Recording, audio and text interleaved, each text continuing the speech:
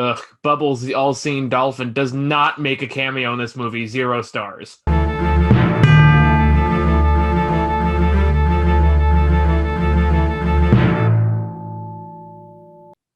first, let's tell you about Michael's brand new channel that's coming out. Wait, what? Exactly. What was the point of that? Wait, back up here. It'll make sense later. Trust me. Okay, I'm gonna trust you know where you're going with this. I think I have an inkling, but you really put me on the spot and like gaslit the shit out of me for a brief moment there. No, don't worry. He doesn't have a new channel going on. It's just, people. It will make sense later. Because like for a minute, I swear to God, my brain went, "Fuck, do I?"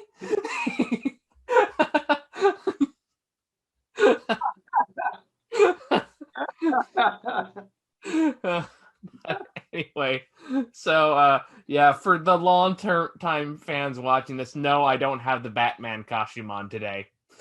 But we're still going to talk about SpongeBob. We're still going to talk about SpongeBob. For those who have no idea the fuck I'm talking about, you can go back and watch the review. We reviewed the last SpongeBob movie back when it came out on Valentine's Day weekend when I was still single as fuck. Yeah. That was the second one, right? Yeah, that was the second one. The first one was the David Hasselhoff one. The second one was the one that had Bubbles, the all-seeing dolphin that raps at the end. Yeah. And that was a case where I just got off work when I was still doing kids' parties. So I saw the Batman costume on. And I just kind of said, let's see where this goes. So went in there in full Batman. And I told you I was going to do this. And like you kind of like, yeah. But I think you didn't believe me. And this is I was like, oh my God, he was being serious. Because like, I'm coming off work, I'm gonna come with the Batman costume, and I still remember to this day the look on the woman on the ticket booth's face when I walked straight up there, and just went, "Hi, one for SpongeBob." Just no words, just. You ran to the person with the. Yeah, that came after because this is also the same weekend like the first 50 Shades of Grey movie came out. So as I'm walking to go see SpongeBob, there is just this massive line of cougars to my left, all lining up to go see the 50 Shades of Grey movie. Oh God! And at the end of this hallway is two teenagers. One is wearing a Robin t-shirt, the one's wearing a Batgirl t-shirt. Who are both looking at me like, "What the fuck?" Oh no! And the best part he told me once was like, "Robin, Batgirl, what are you doing here? I told you to protect Gotham. Get back to work." Stunned silence. Got a picture together. Frown the entire time. Turn around. Never saw him again. And then I walk up the steps, and you look at me, and I hear his. I go, "Oh my God." And like a weird mixture of stunned silence and just pure like I don't know this person. In a packed theater, this theater was full. And then it's like, oh, that was really funny. Crap, now I gotta wear this while SpongeBob for the next hour and a half. So if you're wondering if we just stopped the review dead to reminisce about the past, guess what? The movie kind of does that too. Yeah, well, to be fair, we haven't even got started the review. That was the prologue. They gave a prologue at the climax of the movie. Yeah, like there's this weird. It's kind of in the trailer, so I'm not giving anything away right off the bat. There's a lot of weird intercuts with like the new spin-off show I guess they're making that has the same animation style. So there are good chunks of movie that does feel like a massive commercial for the spin-off series. To the point where it stops everything else dead in its tracks to do this. See, my stupid joke paid off. But everything else is fun. I had a good time with this. It's like it's not, like that was really my only complaint. Other than that, I had a good time with this. Yeah. Yeah, like it's the right kind of lowbrow humor. A lot more than we can say about the other kids movie we watched the other day. Yeah, we don't need to talk about that. Yeah, but like I had a good time. It was just good, fun energy. Like, not all the jokes landed, but a lot did. And agitated Keanu Reeves is great. Yeah, like there's some fun cameos in this. Like it's still very much SpongeBob humor. It does feel a little more toned down than it did a few years ago. The reason being is because, as I kind of pointed out to you, like when you saw who Steven Spielberg's, like, yeah, the creator died. He passed away a couple years ago. Which makes sense. And that being said, like they still do a good job capturing like the voice and the style and just kind of the randomness that SpongeBob always kind of had. SpongeBob is a very weird, endearing kind of Adult Swim style humor while still being for kids. And for some reason, it's always found a way to make that work, regardless of who's in charge. And it works here, even when they completely change the animation style. Even the animation style still largely works. I was kind of surprised by that. It gave me Peanuts movie vibes. A little bit, yeah. Where it's like they converted to 3D, but they did it in a way that still feels very, like it's honoring the original style. Like they find ways to to make it work. To like it's like you still feel like you're watching that, like you're still watching that cartoon, and I appreciated. Because like the expressions they made, the way that they kind of moved, even like the throwbacks, like the little thing where just SpongeBob's eyes shrink and all you see is mostly black void. There's some uncanny valley with that on a few, like especially on Sally or Sandy Cheeks. Yeah. Okay, I'm not gonna lie, her tiny eyes kind of creep the shit out of me. Yes, because they were only ever tiny. That's why it was kind of freaky. Yeah, there was a couple of times they got a little bigger and I could deal with it, but like. It's just these beady eyes. It's just like in those bulbous white voids. It's just especially shocked or just like on some hard, like so much cocaine. Yeah, that's the best way to describe it. It's which of course you're not getting that SpongeBob movie. Although that if adults made this. Now, I don't know where I'm going with this. I'm just going to drop it. Moving on. Like, I had a thought, and I lost the trail along the way, and it just turned into a jumbled word salad. That's okay. But, it had some funny moments. Like I said, Keanu had some great bits. There's some stuff that's completely random, but I welcomed, like Snoop Dogg and Danny Trejo showing up. Yeah, I mean, like, that's pretty on par for SpongeBob, though, because if you and I both remember the last movie, and just how much like just random shit would just happen, and like we're just Antonio Banderas being the villain for some reason. Like Antonio Banderas being the villain, the talking seagulls, Bubbles, the space the space observer. Yeah, the one who's clearly based on the Watcher from Marvel. Yes, very clearly based on the Watcher from Marvel, and just all kinds of crazy shit that was like really. That's kind of the appeal of it, though, is it does go in these random tangents, but for some reason, it's like SpongeBob knows how to pull it off in a way that's like, I don't, like, you can cut this entire segment out and you would lose nothing, but I'm entertained by this. Even, like, stuff I would ordinarily hate in these kind of kids' movies, like a random dance sequence, like Snoop Dogg showing up anywhere. Any other kids' movie that would do this, it would feel gratuitous and dumb and pandering. But for some reason, when SpongeBob does it... Like that takes a special talent. That's all I can say. Like I don't like it's an unquantifiable element of these movies that I don't really understand.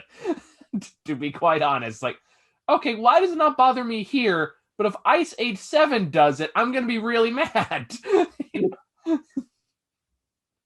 Which, by the way, these franchises probably go on just as long now that I think about it. Yeah. Speaking of which, press F to pay respects to Blue Sky Studios, because I know they got closed down a couple months ago, which Blue Sky saw it coming, but it still sucks. Yeah, like I mean, it sucks that a lot of people lost their jobs. That definitely sucks. Blue Sky was never like the best studio out there. They had their moments, like first Ice Age. I'll argue the first Rio, and like I mentioned earlier, Peanuts movie. Yeah, I think, but like it's really just sucks that like like. God knows how many people lost their jobs during a pandemic. That's the real shitty part right there. Yeah. But anywho, less depressing topics. SpongeBob. Like I gotta wonder like how much you like for as long as not Tom Kane. Who voices SpongeBob? Yeah, Tom Kenny. Tom Kenny. Okay. I said Tom Kane. I was like, no, wait, that's the DC writer. That's not it. I'll tell you the voice who's in a lot of Batman Arkham games. Tom Kenny, like God love him, he's been doing this role for well over a decade now, and still it seems like just as invested in doing it. All of them do. And again, despite playing these same characters for almost as long as I've been alive. Because I remember watching season 1 and thinking this show is wacky. Yep. And kind of gross, which means I loved it. My parents took me a long time to get me to watch it. Because I remember, like, the second episode is one where Plankton takes over SpongeBob's brain. He rolls the eyes in the back of its head. It's kind of gross and creepy. Yeah. But, like, that's episode 2, children. Welcome. Welcome to cartoons in the late 90s. Early 2000s. Yep. I don't know if that was pre or post Invader Zim. That was roughly the same time. I feel like that was definitely the part where Nickelodeon was like, okay, there is a plateau on this thing, guys. I think we gotta take it down a notch from here. Yeah. Although I still love Invader Zim. But yeah, I mean, I don't really know I don't have a lot to say about this. I mean, I guess we could talk about the part towards the end, which goes into spoiler territory. So, like, the one major criticism you and I both have is, for the most part, the movie moves at a pretty even clip. Yeah, it's really short. It's fast paced, but it just has in there. It moves at a pretty fast clip. So, like, they guess it stars like King Poseidon, which I had to remember. Is like, wait, is this the other king that was in the last SpongeBob movie? It's like, no, wait, that was King Neptune. Neptune. That's why I was confused. Yeah, I was like, what? Yeah, that makes more sense, but. Yeah, basic plot for this whole movie, to give you context, is, once again, Plankton's trying to steal stuff from the Krusty Krab, get the secret formula. But he kind of comes to the realization, despite thinking that Krabs is his enemy, is it's actually SpongeBob. And he kind of finds out that King Poseidon, which in a very funny sight gag, when he's, this is one of those gags where just like, yeah, you see him kind of reading the things like, I, King Neptune, blah, blah, blah, city of Atlantic City, blah, blah, blah. And then you look, it actually says blah, blah, blah on there. Yeah. I was like, oh. Like, all right, it's dumb, but I dig it. Yeah.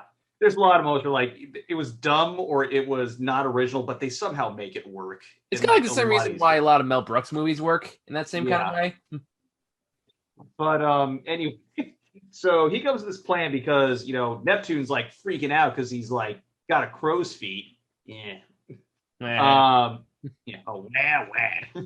And his fountain of youth, so to speak, are sea snails. It just rubs them all over his face, and apparently their goo has rejuvenating properties. Of course. And so Plankton basically kidnaps Gary and sends him on his way to gives him to Neptune. So SpongeBob will basically get out of his hair and just, with his absence, will screw up the Krusty Krab. And he, SpongeBob and Patrick go on a wacky adventure to go save Gary. And Krusty Krab crashes and burns, and he gets the formula because Krabs just doesn't care anymore. And then Plankton decides that, this isn't as fun if you're not going to fight back. So he kind of turns around. And then meanwhile, they go to not Vegas, and they get really drunk before then they go to a dream world led by a dream miser played by Keanu Reeves, who is a tumbleweed. Yeah, he's a sage made of sage.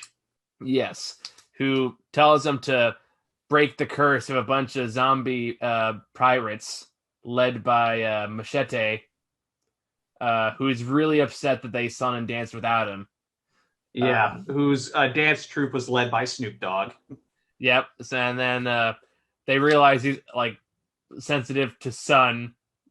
And they don't even realize it. It's just like they're distracted by how fancy the curtains are, and they're constantly examining to the point where just like constantly has light get revealed, and just like constantly blasting Danny Trejo until he disintegrates.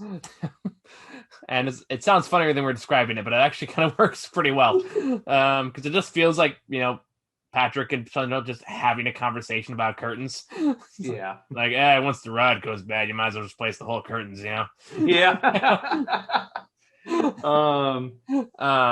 But But yeah, so and then of course once that Sage tells him that like you'll find the right wisdom, and then he kind of tags around for the rest of the movie, and he's just kind of fed up with their bullshit very shortly thereafter. And then they go to not Vegas, and they do all the not Vegas things. Yeah, because of course, Vegas is an ancient experience. Yeah. I know they actually are parodying the legit Atlantic City, because that's supposed to be like gambling for old people is the best way to describe it. I thought that was called slot machines. No, Atlantic City is basically the East Coast Vegas. Okay. And I will say I did kind of get a mild chuckle out of the lost city of Atlantic City. Like wow. That's kind of like, didn't Futurama do that same joke? Yeah, they did. In fact, we're gonna get some other Futurama gags throughout this thing too. Now that I think about it. Oh, no, that was because I was making a smart ass retort. It's like where Patrick is like, what's more, what's as good as courage? I just went, a gun? Mm-hmm. Who needs courage when you've got a gun? Who's a tough guy now? Oh man, I miss you, Futurama. I might have to watch you again. For the record, we here at MTCN support, smart gun control laws. Anyway, yeah. Yeah. So basically, long story short, it all culminates in this on-stage execution, and then Squidward, Mr. Krabs, and Sandy and Plankton show up, and then it's heading towards the climax. And the movie stops dead in its tracks. So every single one of the characters can give their great flashback to how they met at some summer camp years ago. Which doesn't even make sense all the time, because it's like, especially with Sandy, it's like, wait, no, you came from Texas like in the first season. That was your introduction. They actually do address that in the show. I've seen the clip. Comment withdrawn. Where apparently it's because future Sandy just gave hints to past Sandy, and that's how this time continuity was preserved. Never mind. So they actually got ahead of you on that one. That shows how much of the show I watched. I stopped watching after like the third season, I think. What, SpongeBob? This is the Camp Coral show. Oh. Yeah. My eyebrows can't stop twitching. There's time travel in the new one, I guess. Well, not time travel, more like time communication. Or like Sandy makes a device, and she talks to future Sandy, I guess, who's been feeding her intel on what the future's like and how to prepare for it. I know y'all can see this. I am not controlling my eyebrows. They are twitching of their own free will. I actually can't see them, so I don't think they're as visible as you feel they are. It was a bit more obvious earlier. Fair enough. That felt weird. Yeah. It's SpongeBob. Yeah, don't take that seriously. But yeah, it's I don't know. I think my brain started processing. Oh my god, they actually thought this through. But what kind of bullshit is that? But it's a kid show. It's SpongeBob. It's like getting mad that the Simpsons don't age. You know. Of course you would. It's not that no, I don't get mad they don't age. It's just weird that it's. I've accepted it's a floating timeline. We've all accepted it. We get agitated how it's basically retcon some of the better stuff, but whatever. I will say, the one thing that used to bother me on Nickelodeon shows when I was a kid, and it still bothers me to this day, is I never understood how the Rugrats had 4 Christmas specials, and Tommy was still 1 year old. That never made any sense to me.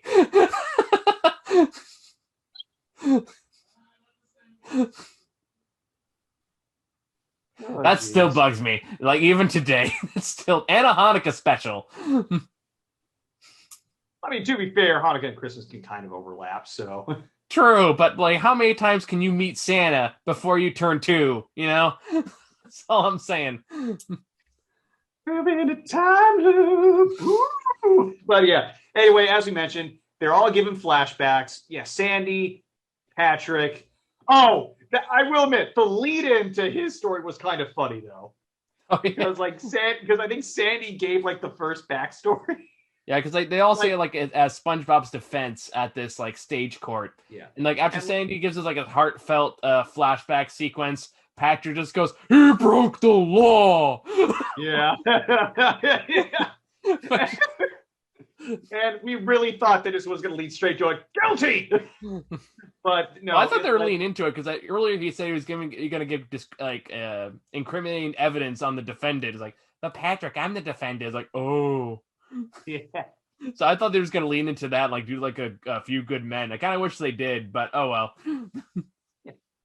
I want the truth. You can't handle the truth. Oh, in that case, never mind. I would actually pay them to like reenact that scene. Yeah. I ordered the code. SpongeBob, did you or did you not order the code red? Yeah. Don't answer that, SpongeBob. I will answer it. I ordered the code red.